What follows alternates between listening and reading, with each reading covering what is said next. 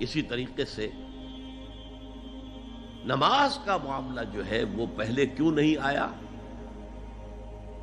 نماز کا بعد میں آ رہا ہے. آت المال علی حبہ ذوی القربى والیتامى والمساکین وابن السبیل والسائلین وفی الرقاب. کتنا دور لے گئے. واقام الصلاۃ وآتى الزکاۃ. یہ ہے ترتیب کے اعتبار سے جو میں نے عرض کیا تھا. یہاں عنوان کیا ہے؟ یہاں نیکی کی حقیقت عنوان ہے. اس کی روح ایمان ہے اور اس کا ظاہر اس میں سب سے پہلے انسانی ہمدردی، اور اس ہمدردی کی بنا پر وہ مال جو بہت محبوب ہے خرچ کرنا. درد دل کے واسطے پیدا کیا انسان کو، ورنہ طاعت کے لیے کچھ کم نہ تھے کروبیاں. اگر یہ نہیں ہے تو کچھ نہیں. حضور نے فرمایا من یحرم الرفق فقد حرم الخیر کلہ. جو شخص دل کی نرمی سے محروم ہو گیا وہ کل کے کل خیر سے محروم ہو گیا. کسی کو دکھ میں دیکھو اور اس پوزیشن میں ہو کہ تم اس کا کوئی مداوع کر سکو اور نہ کرو، پھر تم چاہے مفسر ہو، محدث ہو، نیک نہیں ہو. تم عابد ہو سکتے ہو، زاہد ہو سکتے ہو، تم مفسر ہو سکتے ہو، محدث، نیک نہیں ہو سکتے. من یحرم الرفق، رفق کہتے ہیں نرمی. رفیق ہمارا ساتھی، دم ساز. ظاہر بات ہے آپ کو دکھ ہوگا، آپ کے رفیق جو ہے اس کے اپنے دل میں محسوس کرے گا آپ کے درد کو. ہم درد کسے کہتے ہیں؟ ہم درد، ان کا درد مشترک ہے. ہم عصر، ایک زمانے کے لوگ، ہم جماعت، ایک جماعت میں پڑھنے والے.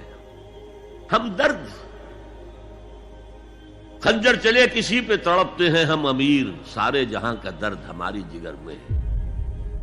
اگر یہ رفق نہیں ہے، اگر یہ ہمدردی نہیں ہے، اگر کسی کو دکھ میں دیکھ کر آپ تڑپ نہیں اٹھتے، اگر اس کی مدد کرنے پر قادر ہو اور نہیں کرتے تو کل خیر سے محروم ہے. پڑھے جاؤ نمازیں اور تہجدیں، کچھ حاصل نہیں ہو. اس پر جو آخری آیت قرآن کی ہے، لن تنالوا البر حتى تنفقوا مما تحبون، اس سے زیادہ کیٹیگوریکل سٹیٹمنٹ اور کیا چاہیے. لن کے ساتھ جو نفی ہوتی ہے فعل مضارع میں، انتہائی مؤکد. ہرگز نہیں پہنچ سکتے نیکی کے مقام کو جب تک کہ خرچ نہ کرو ان میں سے جو چیزیں تمہیں پسند ہیں. قمیض پھٹ گئی ہے، بوسیدہ دے دو کسی کو، یہ نہیں ہے خیرات و صدقات، بلکہ جو تمہیں محبوب ہو. لن تنالوا البر، بر کے مقام تک نہیں پہنچ سکتے. پھر میں کہہ رہا ہوں عابد ہو سکتے ہو، زاہد ہو سکتے ہو، علم کا معاملہ ہے، محدث ہو سکتے ہو، مفسر ہو سکتے ہو، فقیہ ہو سکتے ہو، مفتی ہو سکتے ہو، سب کچھ ہو سکتے ہو. قرآن مجید کی روح سے نیک نہیں کہلا سکتے. وآت المال علی حبہ. اب اس میں جو ترتیب میں نے کہا تھا، الاقرب فالاقرب، الاقرب فالاقرب، سب سے پہلے ذوی القربیٰ. اور اس میں اکثر و بیشتر ہم سے کوتاہی ہوتی ہے. دور دراز کے لوگوں کے ساتھ نیکی ہو رہی ہے. سگے بھائی کی بیوہ اور یتیم بچے جو ہیں وہ محروم ہیں. انہوں نے اس وقت یہ کر دیا تھا، یہ کر دیا تھا. ظاہر بات ہے کہ رشتہ داروں سے تو شکایتیں ہوتی ہیں. یہ تو ہمیشہ ہمارے مخالف رہے جی، ان کی ہم کیسے مدد کریں. اگر تو اللہ کے لیے دینا ہے تو پہلا حق ان کا ہے.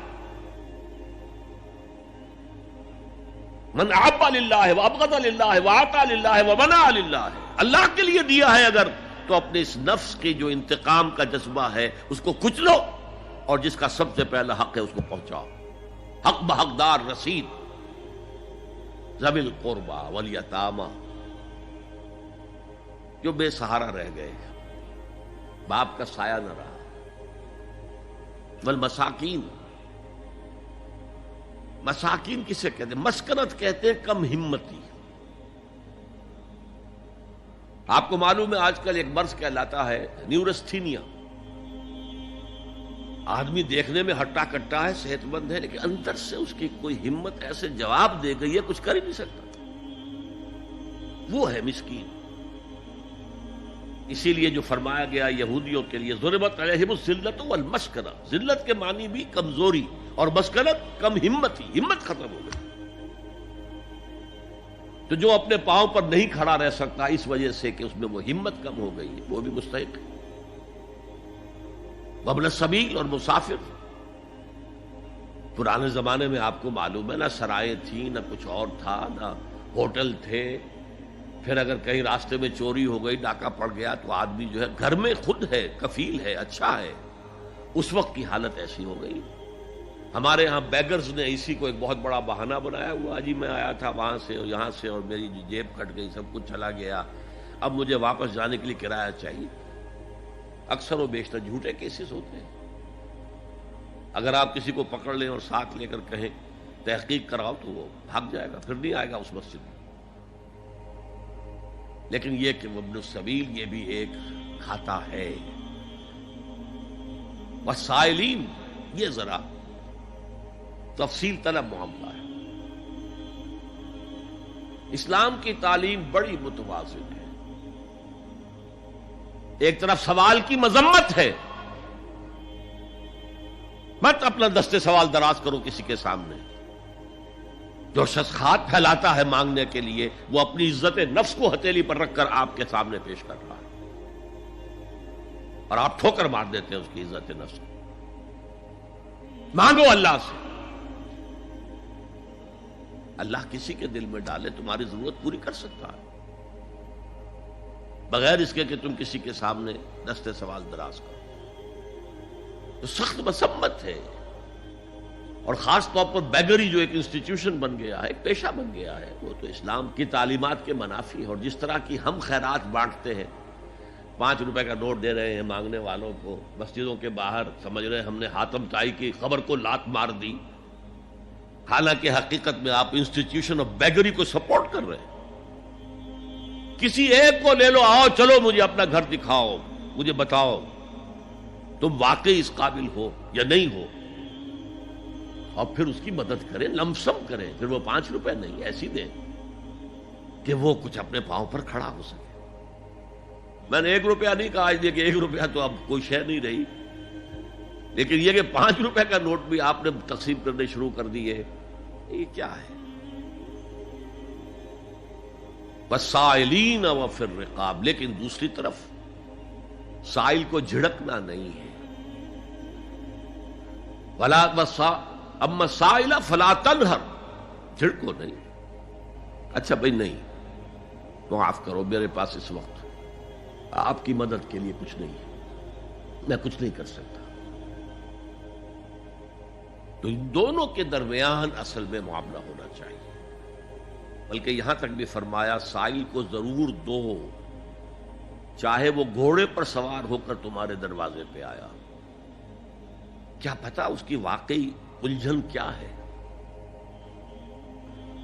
تو سوال کی مذمت اور سائل کو جھڑکنے کی ممانعت. حتی الامکان خالی ہاتھ نہ لوٹاؤ. اس نے اپنی عزت نفس اپنی ہتھیلی پر رکھ کر تمہاری سامنے پیش کر دیا، اسے ٹھوکر نہ مارو. لیکن جیسا کہ میں نے عرض کیا، یہ انسٹیٹیوشن آف بیگری جو ہے یہ ایک علیحدہ شے ہے، بالکل اس کا اس سے کوئی تعلق نہ سمجھیے. وفی الرقاب، رقاب جمع ہے رقبہ، گردن. فک رقبۃ او اطعام فی یوم ذی مسغبۃ یتیما ذا مقربۃ او مسکینا ذا متربہ. فک رقبۃ، کسی کی گردن چھڑا دینا.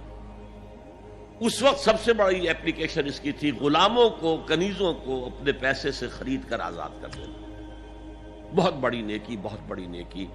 اور حضرت ابو بکر رضی اللہ تعالی عنہ کے دفتر فضائل میں سب سے اونچا کام یہ ہے کہ جن غلاموں کو اور جن کنیزوں کو ستایا جا رہا تھا، دیئر اونرز، دیئر ماسٹرز، ان کے آقا کو حق حاصل تھا، جو چاہے کریں ان کے ساتھ، قتل کرنے کوئی پوچھنے والا نہیں ہے. میں پہلے بھی عرض کر چکا ہوں، میری ملکیت ہے، جیسے میری بکری میری ملکیت ہے، میں نے اس کو ذبح کیا، گوشت کھا لیا، تم کون ہوتے ہو پوچھنے والے؟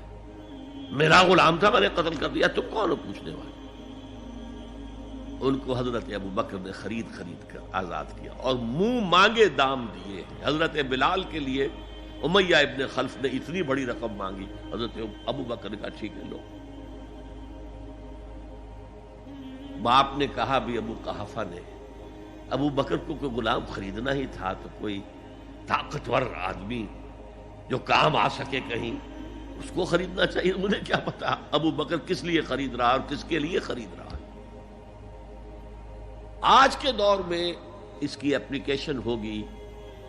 کوئی شخص جو ہے اگر قرض میں اس طرح جکڑا جائے کہ لاکھ ہاتھ پاؤں مارے نکل نہیں سکتا,